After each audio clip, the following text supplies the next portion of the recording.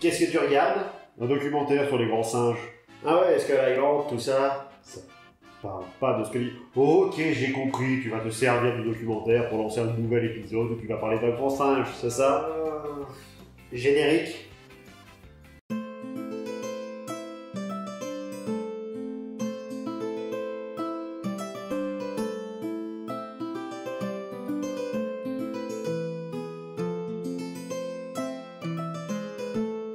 Salut à tous, est-ce que vous connaissez King Kong, le singe géant qui terrorise la ville de New York depuis 1933, dans un film produit par la RKO sous la direction de Merian Cadwell Cooper.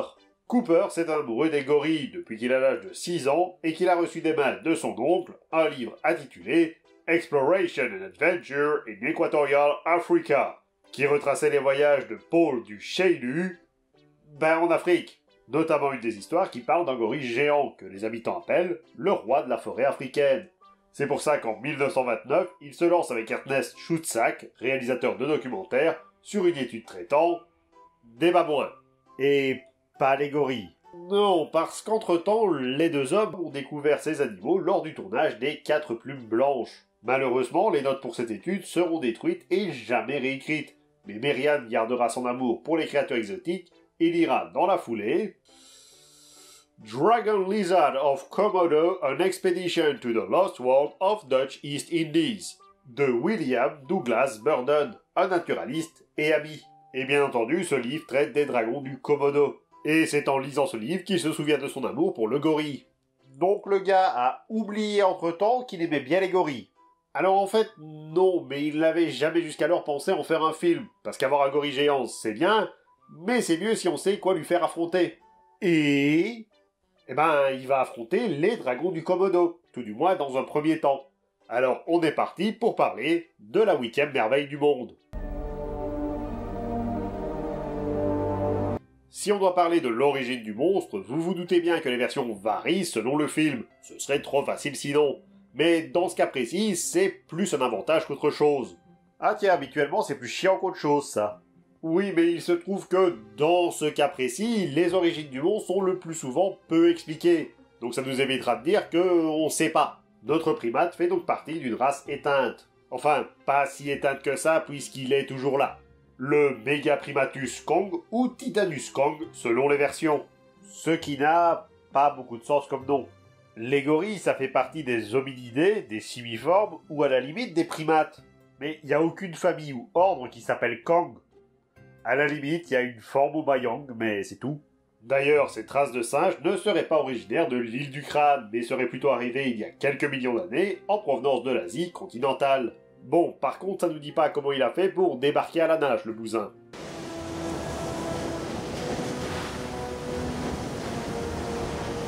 Ou alors il est venu avec des colons. Mais je sais pas avec quel bateau, du coup. À la limite, je connais quelqu'un qui pourrait nous aider. Laisse-moi juste passer un coup de fil. Par contre, ça ferait de lui un potentiel cousin du Gigantopithèque, un singe géant de la préhistoire qui aurait vécu en Chine. Attends 2 secondes. À noter aussi que ce lien a été fait a posteriori, les fossiles du Gigantopithèque ayant été trouvés en 1935, soit 2 ans après la sortie du film. Ouais, donc, comme je disais, certains lui donneraient même comme cousin le Cororapithecus, mais lui n'a été découvert qu'en 2005, alors c'est encore pire. En plus, il venait surtout d'Afrique ou d'Europe et pas d'Asie. En tout cas, si ça s'avère être vrai, ça veut aussi dire que la famille des Kong n'était pas aussi grande à l'origine. Elle a pu grandir par besoin au vu de l'environnement hostile, on va y revenir, ou d'un élevage de la part des locaux, on va y revenir aussi. Les Kong vivent en petits groupes familiales allant de 2 à 30 individus. C'est une fameuse fourchette, avec des habitats qui peuvent aller des montagnes à la jungle. En gros, ils sont peu ou beaucoup, et ils sont partout. Les adultes protègent les plus jeunes de tous les dangers, en leur apprenant à trouver leur nourriture. D'ailleurs, en termes de combat, le grand singe est relativement efficace, de par sa taille, mais surtout par la dextérité qui n'est pas en reste. Ça bouge vite, ça bouge bien, et ça met des patates de forain. Mais aussi, les Kong peuvent faire preuve de pas mal d'intelligence, voire même de stratégie pour vaincre ses adversaires. Il y a 5 singes pouilleux là-bas, lequel on emmène à Las Vegas. C'est lui qui fait une partie d'échecs. Échecs et maths. Et puis, avoir des mains à la place des pieds, ça aide pas mal aussi. La communication au sein du groupe est aussi quelque chose de très important. l'écrit, mais également la posture et la gestuelle. Un puissant rugissement pour dire que c'est moi le chef, ou un simple battement de cils pour rouler des mécaniques simiesques. Et malgré tout, ils peuvent aussi très souvent se montrer drôles et amicales, que ce soit envers leurs semblables, ou même d'autres animaux si ceux-ci ne cherchent pas à les tuer. Comme ça a été le cas avec la belle Anne Darrow, que tout le monde pense prise en otage par le singe. Pour ce qui est de son alimentation, le Kang est omnivore, mangeant aussi bien du bambou que des fruits, des animaux, voire même des insectes. Même si je me demande combien de tonnes de fourmis il faudrait pour nourrir un singe de cette taille. Ah et aussi, il mange de tout, sauf des humains. Faut pas déconner non plus. Malheureusement, les Kang, déjà fort peu nombreux, ont vu leur nombre chuter au fil des générations. La reproduction est assez rare chez l'espèce et les jeunes mettent très longtemps à devenir autonomes. Si en plus des prédateurs on rajoute la maladie et les accidents, pas étonnant qu'on trouve de moins en moins d'individus. À l'arrivée de l'équipe de Carl Denham en 1933, le roi singe, non pas celui-là, était potentiellement le dernier de sa race, ce qui expliquerait sa proximité avec les habitants de l'île. Mais le destin de celui qu'on appelle la 8e merveille du monde sera le même que celui de son espèce, mourant en chutant de l'Empire State Building à New York. Il ne laissera qu'un dernier descendant, Kiko, et éventuellement une compagne, selon les versions. Et aussi peut-être un cousin lointain qui balançait des tonneaux à un charpentier.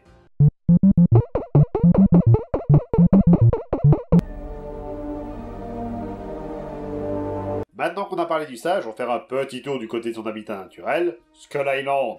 Ah, c'est bon. Si on a besoin, un coup de fil et il rapplique. Mais qui ça en fait? C'est un spécialiste animal qui travaille à la WWF. Alors, l'île aux sages se trouve au large du Sumatra, en Indonésie. À noter aussi que les fossiles du grand sage dont on parlait avant ont également été trouvés dans ce pays, ce qui expliquerait un peu plus comment Kang s'est retrouvé sur cette île. Oui, alors, même si la théorie est intéressante, quand je dis au large, c'est là, selon les données GPS. C'est très large. À ce niveau-là, c'est plus une fourchette, c'est une fourche.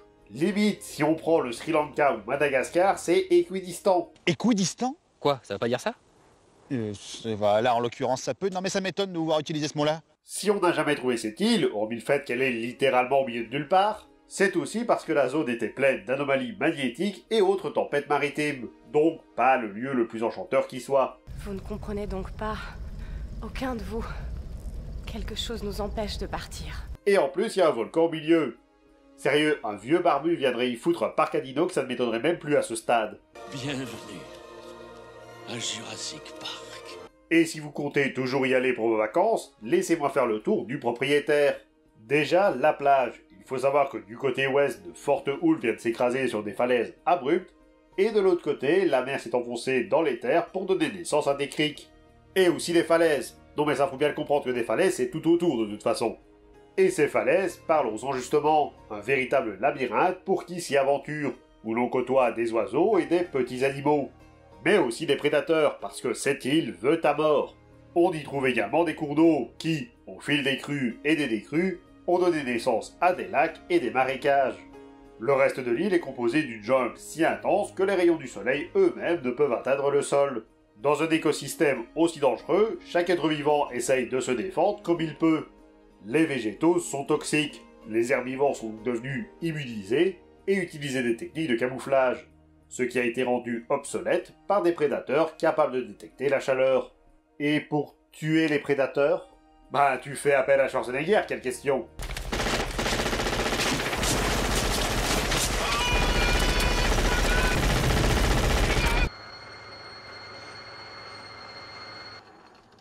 Le dernier biome principal, présent sur l'île, est représenté par les montagnes, dont je rappelle, l'une d'entre elles est un volcan, s'élevant au-dessus des arbres, comme les tours d'un château. On y trouve, là aussi, une population animale et végétale qui a quitté la jungle. L'endroit étant parcouru par de grands vents, ces derniers sont devenus plus massifs afin de ne pas s'envoler. C'est d'ailleurs dans une des grottes de cette chaîne de montagnes que notre souverain simiesque, dont toujours pas celui-là, a élu domicile. Mais cette île, qui semble au premier abord dangereuse, n'en reste pas moins habitée. C'est le moment de parler des... Comment est-ce qu'on appellerait les habitants de l'île aux crânes? Les crâneurs? Vendus. Alors, c'est très difficile de savoir d'où viennent les crâneurs. On ne sait même pas si ce sont des colons qui ont débarqué à un moment donné, ou s'ils sont apparus simplement sur l'île. On ne sait même pas si c'est un seul ou deux peuples distincts au fil des siècles. Ok, j'ai peut-être sauté un chapitre, mais d'où tu sors deux peuples? En fait, les crâneurs que rencontre l'expédition de 33 sont des indigènes avec un niveau technologique très faible. En outre, on y trouve également des ruines qui, pour le coup, démontrent une architecture bien plus élevée. On est dans la situation d'un peuple qui construit des baraques en bois à côté de pyramides en pierre. Soit il y a eu un effondrement au niveau de la connaissance à un moment donné, soit le plus ancien a disparu et c'est un nouveau qui a pris sa place. Et les deux hypothèses sont tout aussi valables. Ou alors ils se sont juste tirés en voyant le merdier qu'était l'île. Possible, mais ça n'expliquerait pas pourquoi le peuple actuel est toujours là. L'île a peut-être une malédiction qui les empêche de partir, notamment dû au fait qu'elle est entourée de violents orages. Ça ne sert à rien. Jamais nous ne partirons de cette île. Du coup, le premier n'a pas pu partir. Ah ouais, zut. Bon, ce n'est pas pour autant que les explorateurs n'ont pas théorisé sur les crâneurs. S'ils proviennent bien de l'extérieur, ce qui reste le plus probable, ils seraient venus avec un bagage culturel ayant apporté avec eux des céramiques et des statues. Une autre théorie viendrait même dire que c'est eux qui ont introduit les Kong, comme on l'a vu plus tôt, puisqu'ils ont introduit deux autres races, les Gaial, grosses vaches de l'Asie du Sud-Est, et les Bloodfish, des petits poissons d'eau douce. Mais pour moi, cette théorie me fait poser une énorme question. Pourquoi est-ce que tout ensemble c'est écrit en deux mots alors que séparé en un seul? Non, s'ils ont introduit le singe et que ce dernier a grandi pour se défendre des prédateurs, pourquoi les vaches sont restées petites? Merde, c'était ma seconde question. Les estimations font dire que les crâneurs ont vécu pendant 2000 ans, avant de disparaître il y a environ un millénaire. Les causes seraient un tremblement de terre qui aurait eu raison de leur défense, des énormes murailles qui se sont effondrées, laissant les monstres de l'île pénétrer dans leur village. Oh bah il y a 3 semaines, quand vous avez tenté de percer la muraille sud avec vos cavaliers en jupette, c'est pas la politesse qui vous a étouffé? À l'heure actuelle, il ne reste plus qu'un mur qui protège le petit village d'indigènes. Ce mur possède une énorme porte qui peut faire passer le grand singe, à qui, visiblement, ils offrent des sacrifices telle une divinité simiesque. Maintenant qu'on a parlé de la bête, maintenant qu'on a parlé de son habitat, on va pouvoir s'attarder sur ses prédateurs. Parce qu'un singe qui fait entre 20 et 48 mètres de haut, c'est plus de fourche, c'est un râteau, ce n'est pas la pire menace. Non, la pire menace, ce sont les T-Rex.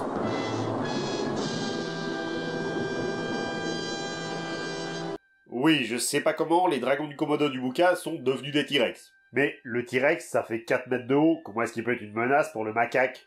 En effet, c'est d'ailleurs pour ça qu'en réalité, ce sont des V-Rex.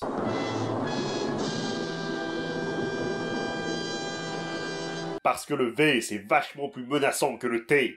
Bon, le Vastatosaurus Rex est reconnu comme étant un Tyrannosauride tyrannosauridé. Ce qui prouve que les gens qui ont défini ce truc ne picolaient pas que du café. Et une bouteille d'or. D'ailleurs, même son nom, Vastato, ça viendrait soit de l'espagnol ou de l'italien vasto, qui veut dire spacieux, ou du latin qui veut dire ravagé. Donc, au choix, soit c'est le roi des lézards spacieux, soit le roi des lézards ravagé. Mais au moins, il a la bonne taille, faisant lui aussi entre 30 et 40 mètres de long, et possédant une bouche avec toute une rangée de dents qui ont la capacité de repousser. Je sens que ces bestioles vont avoir de moins en moins de sens. On a toujours l'appel à un ami. Non, on va encore attendre un peu. Donc, la bête peut courir, malgré sa taille, à une vitesse de 40 km/h. Mais pas longtemps, faut pas déconner non plus. Les V-Rex sont aussi très territoriaux et très solitaires, chacun occupant une zone bien spécifique et s'affrontant très rarement. D'ailleurs, les affrontements sont le plus souvent un concours de cris plutôt qu'un bras de fer. My name is Guybrush Threepwood. Prepare to die. Ils sont aussi connus pour leur furtivité lorsqu'ils chassent leur proie. Oui, moi non plus, je sais pas comment un dinosaure de 30 mètres de long se cache alors qu'il chasse principalement dans les plaines. Martin Stanley!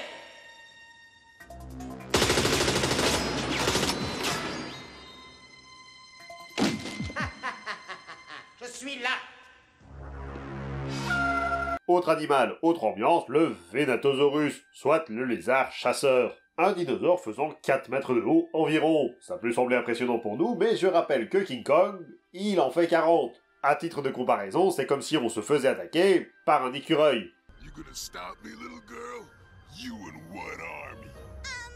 This one. Bon, ok, il y a des écureuils qui peuvent être vachement plus badass que d'autres.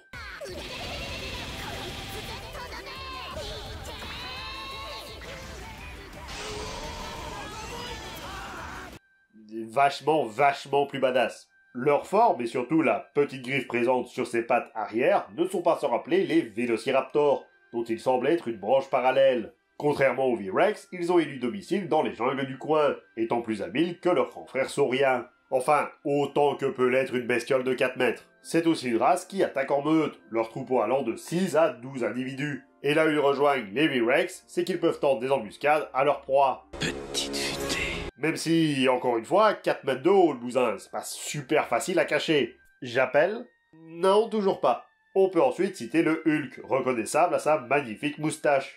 Multiple champion du monde, il avait pour habitude d'attaquer le King Kong dans une cage en acier à Los Angeles, devant pas moins de 40 000 personnes. Alors ça, on me dit que c'est un adversaire à King Kong Bundy. Ah ouais, c'est vrai.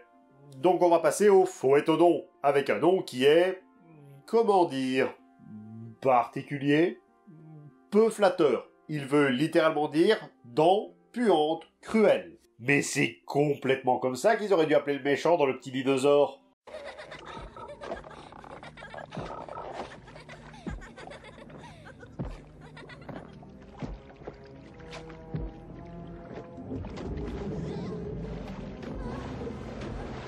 Donc puant cruel. Ouais. On pourrait dire que c'est un autosuchien, mais pour plus de facilité et pour moins perdre les gens, on va dire que c'est un simple crocodile. De 6 mètres de long. C'est à la fois un chasseur et un charognard, pouvant attendre longtemps caché sous les feuilles pour saisir sa proie. Mais en vrai, c'est un peu l'animal moyen. Du moins selon l'encyclopédie World of Kong, qui lui donne tout juste la moitié en course, saut et natation. Ce qui me fait me poser 2 questions. Pourquoi ils sont jamais ressuscités Nappa et Raditz dans Dragon Ball? Et qui a eu l'idée de donner comme compagnon à Batman une Bat-Vache? Non, premièrement, pourquoi l'échelle de ces 3 valeurs n'est pas la même? Et deuxièmement, c'est quand même vachement moins dangereux qu'un vrai croco de la vraie vie, en fait. Bordel, je perds toujours à ce jeu. Mais du coup, c'est pas tellement une menace pour le singe. Ouais, moi aussi, j'ai un peu du mal à voir en quoi il est une menace, et non, on n'appellera pas ton contact pour qu'il nous explique. L'une des autres menaces du singe, plus récente celle-ci, est le Skullcrawler, le rampant du crâne, aussi connu sous le nom de Titanus Cranium Reptum, un nom sans doute tout droit sorti du même générateur aléatoire d'attaque de Sailor Moon. Et là, on va quand même devoir s'arrêter 2 minutes sur le truc.